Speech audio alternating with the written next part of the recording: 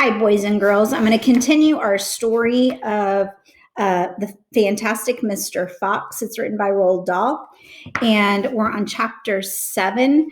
And the chapter is called "We'll Never Let Him Go." So, if you remember, Mr. Fox and his family live close to like 3 farmers, and Mr. Fox obviously can't go to the store, and so he's going to these farms to get his food, and the farmers really don't like it. Now, the bad thing is these farmers are not very nice. They really want to kill Mr. Fox because he has been taking their food.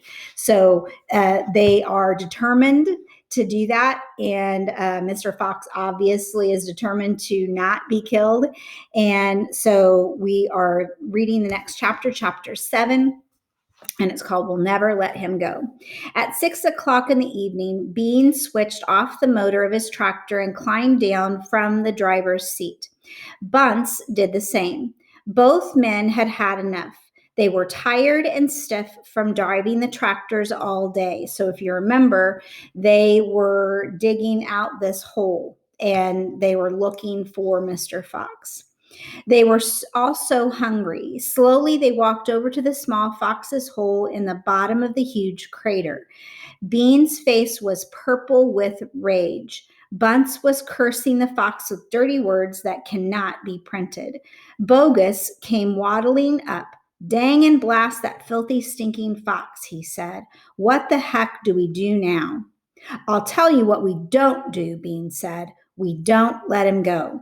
"We'll never let him go," Bunce declared. "Never, never, never," cried Bogus. "Did you hear that, Mr. Fox?" yelled Bean, bending low and shouting down the hole.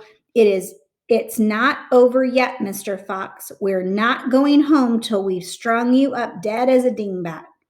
Whereupon the 3 men all shook hands with one another and swore a solemn oath that they would not go back to their farms until the fox was caught. "What's the next move?" asked Bunce, the pot-bellied dwarf. "We're sending you down the hole to fetch him up," said Bean. "Down you go, you miserable midget." "Not me," screamed Bunce, running away. Bean made a sickly smile. When he smiled, you saw his scarlet gums. You saw more gums than teeth. "Then there's only one thing to do," he said. "We starve him out. We camp here day and night watching the hole. He'll come out in the end. He'll have to." So Bogus and Bunce and Bean sent messages down to their farms asking for tents, sleeping bags, and supper. Okay, and so this is the picture. Chapter 8. The foxes begin to starve. That evening, 3 tents were up. Let's try it again. That evening, 3 tents were put up in the crater of the hill. One for Bogus, one for Bunce, and one for Bean.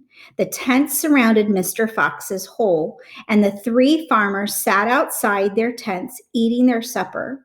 Bogus had 3 boiled chickens smothered in dumplings. Bunce had 6 donuts filled with disgusting goose liver paste, and Bean had 2 gallons of cider. All 3 of them kept their guns beside them. Bogus picked up a steaming chicken and held it close to the fox's hole. "Can you smell this, Mr. Fox?" he shouted. "Lovely tender chicken. Why don't you come up and get it?"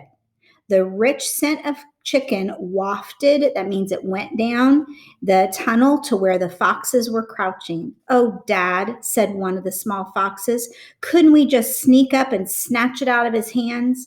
"Don't you dare," said Mrs. Fox. "That's just what they want you to do." "But we're so hungry," they cried. "How long will it be till we get something to eat?" Their mother didn't answer them, nor did their father. There was no answer to give. As darkness fell, Bunce and Bean switched on the powerful headlamps of the 2 tractors and shone them on the hole. "Now," said Bean, "we'll take it in turn to keep watch. 1 watches while 2 sleep, and so on all through the night." Bogus said, "What if the fox digs a hole right through the hill and comes out on the other side?" You didn't think of that one, did you? Of course I did, said Bean, pretending he had. Go on then, tell us the answer, said Bogus. Bean picked something small and black out of his ear and flicked it away. How many men have you got working on your farm? He asked. 35, Bogus said. I've got 36, Bunt said. I've got 37, Bean said. That makes 108 men altogether. We must order them to surround the hill. Each man will have a gun and a flashlight. There will be no escape then for Mr. Fox. So the order went down to the farms, and that night 108 men formed a tight ring around the bottom of the hill. They were armed with sticks and guns and hatchets and pistols and all sorts of other horrible weapons. This made it quite impossible for a fox or indeed for any other animal to escape from the hill. The next day, the watching and waiting went on. Bogus and Bunce and Bean sat upon small stools staring at the fox's hole. They didn't talk much. They just sat there with their guns on their laps. Ever so often, Mr. Fox would creep a little closer towards the mouth of the tunnel and take a sniff. Then he would creep back again and say, they're still there. Are you quite sure? Mrs. Fox would ask. Positive, said Mr. Fox. I can smell that mean Bean a mile away. He stinks. And so this is a picture of them sitting there. Okay, so that's the end of that chapter. I'll next time read chapter 9 and 10. And so I want you to predict what's going to happen here. Okay, do you think Mr. Fox and his family are going to be able to get away from the farmers or not? And I want you to predict, what do you think might happen? When we predict, we think about what we know, what's happened so far in the story, and try to make our best guess to help us know what do we think is going to happen.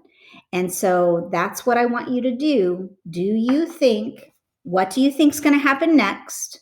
And do you think Mr. Fox and his family will get away safely? And because they can't go very long without food, right? They have to have food. So what do you think they might do? All right, so we'll read the next time.